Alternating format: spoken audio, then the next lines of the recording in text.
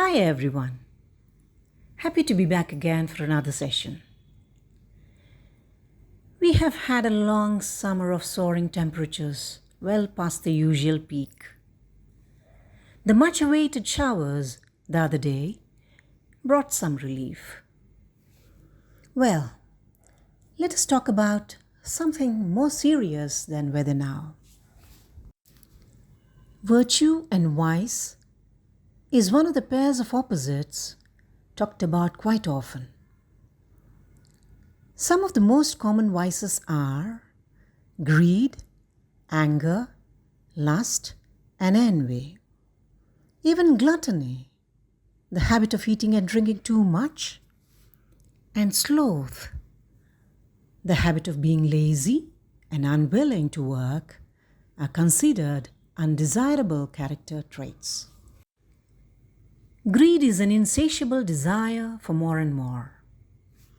It is well said, there is no calamity greater than lavish desires.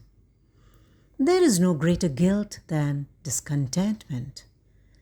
And there is no greater disaster than greed. The greedy remain unsatisfied forever, exhausting themselves in endless efforts to satisfy their infinite desires. Now, listen to this very popular story made short on purpose. Midas, king of Phrygia, was a great miser. He loved nothing but money, and he had a lot. But the more he got, the more he wanted. So he was never really happy. One day, the god Mercury came to him and told him he could have one wish. Midas thought and then said, "Give me the power to turn everything I touch into gold." Mercury laughed and said, "Your wish is granted. At sunrise tomorrow, you shall have the golden touch." And he vanished. Sure enough, next morning he had the golden touch. He touched his bed, the chairs, doors, windows, and all became solid gold. And in the garden, he turned flowers, fruit, and trees into gold too. But when hungry he went in to breakfast, he could not eat a thing. For as soon as bread, fruit, or milk touched his lips, they all became uneatable gold.